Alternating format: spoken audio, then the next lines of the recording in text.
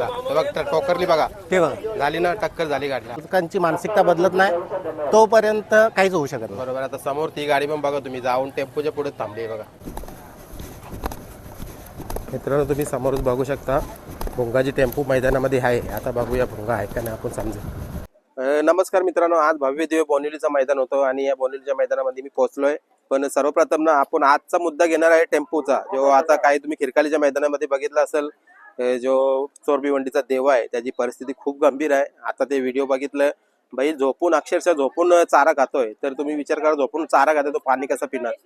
तर टेम्पोवाल्यांनी काय बदल घडवावा ना, तर आपण काही गाडा मालकांशी पण इथं बोलणार आहे आणि आजच्या मैदानाचा लाईव्ह GTC नसून दुसऱ्या चॅनलवर आहे, ते पण तुम्हाला माहिती करून देतो. तर कोणकोणती बैल आलेत ना ती पण या व्हिडिओ मध्ये कव्हर करूया. चला इकडं या साईडला तुम्ही बघू शकतात आपला शिलगावकरांचा आरिब्या पोहोचलाय. खूप चांगला असा पलतोय आणि कुठेतरी चर्चेत होता. देसाईचं मैदान त्यांनी गाजवला आणि तो आता निघला पळण्यासाठी. चला त्याला पण शुभेच्छा देऊया.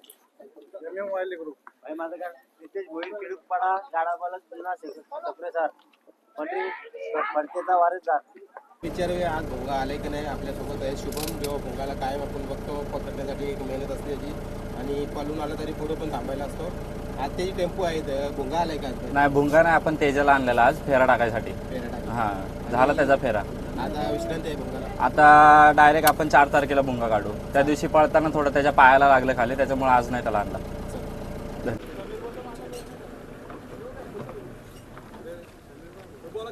मित्रांनो इकडे समोर तुम्ही या साईडला बघू शकता साई वालिवलीकरांचा म्हणजेच साई एक्सप्रेस सुंदर पोहोचले आजच्या या बोनिवलीच्या मैदानामध्ये.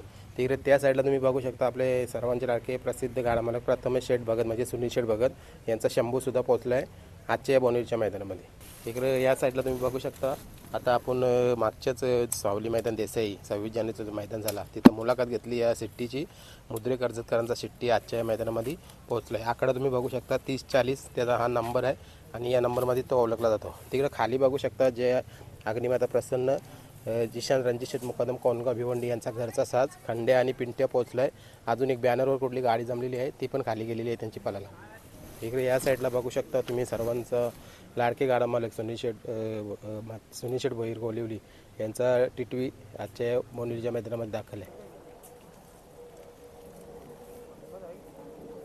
तिकडे त्या साईडला बघू शकता तुम्ही फडकेपाऱ्याचा मारी आणि बावऱ्या पण पोहोचलाय आणि एक बसलाय कुठला तो नंदी अजून मला ओळखला नाही तो पण बसलाय. चला आता जो मित्रांनो टोल जाणार आहे या टोलमध्ये कुठली कुठली बैला ती तुम्हाला दाखवतो. प्रत्येकाची नावाने सांगा बघा. तुम्हाला ज्यांची बैला असतील त्यांनी ओळखा आणि नावं सांगा कमेंटमध्ये.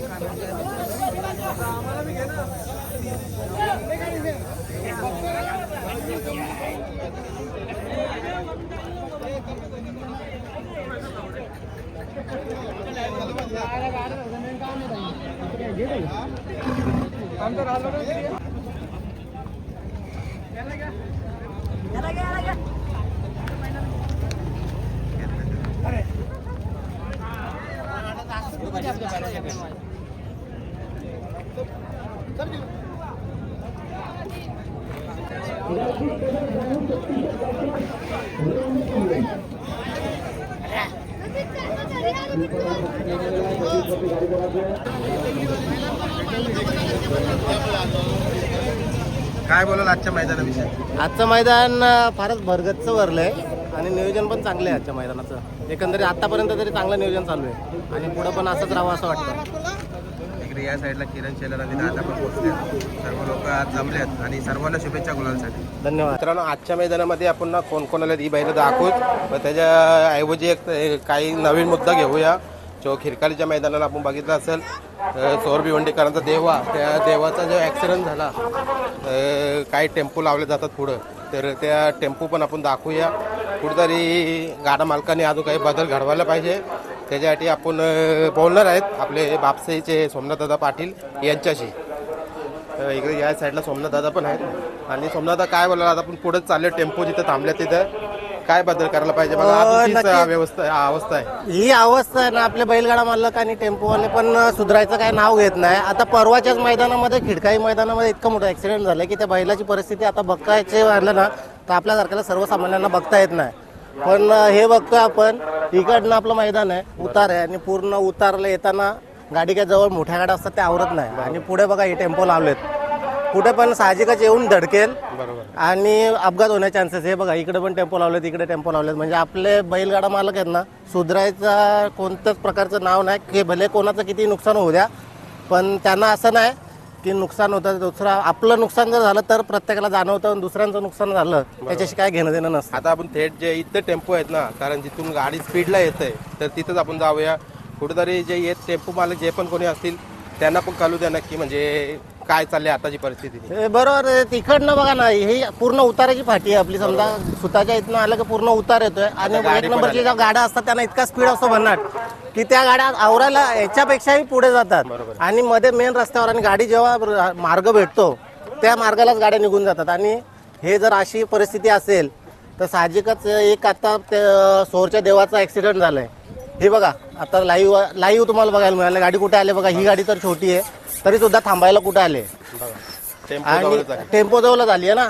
आणि त्याच्यानंतर समजा एक नंबरची गाडी आली साहजिकच याच्यापेक्षा पुढे जातात थांबायला. आता मागच्या मैदानामध्ये पण इथं बोनिवलीचं मैदान झाला. मला आठवतंय लक्ष आणि तो गद्दार बैल कुठला पळाला होता टोकरली बघा ते बघा झाली ना, टक्कर झाली गाडीला. तर काय बदलायला पाहिजे आता आपण समोर बघतो. मेन म्हणजे गाडा मालकांची मानसिकता बदलायला पाहिजे की आपण टेम्पो मधून गाडी बैल उतरवलेत तर आपली गाडी बाजूला टेम्पोवाल्याला ड्रायव्हरला सांगायला पाहिजे की बाजूला नेऊन लाव. बरोबर. जेणेकरून मानसिकता जोपर्यंत बैलगाडा मालकांची बदलत नाही तोपर्यंत ह्या ज्या होतात परिस्थिती ती परिस्थिती बदलणार नाही. आता कारण तुम्हाला सांगतोय बाकी आता परवा तर देव बैलाचं सोरच्या देवा बैला स्वतः माझ्या बैलाचं पण प्रधानचं व्हाईट गोल्ड प्रधानचं ऍक्सिडेंट झालंय विगरच्या मैदानामध्ये. टेम्पोलाच धडकलाय आणि आज आपला बैल पण थोडासा लंगतोय. पण देवाच्या कृपेने थोडीच इजा झाली त्याच्यामुळे तो आता कव्हर झालाय. पण सोरचा देवा कव्हर होईल नाही होईल ते आता भगवंतालाच माहिती. कारण त्याची इतकी परिस्थिती खराब आहे.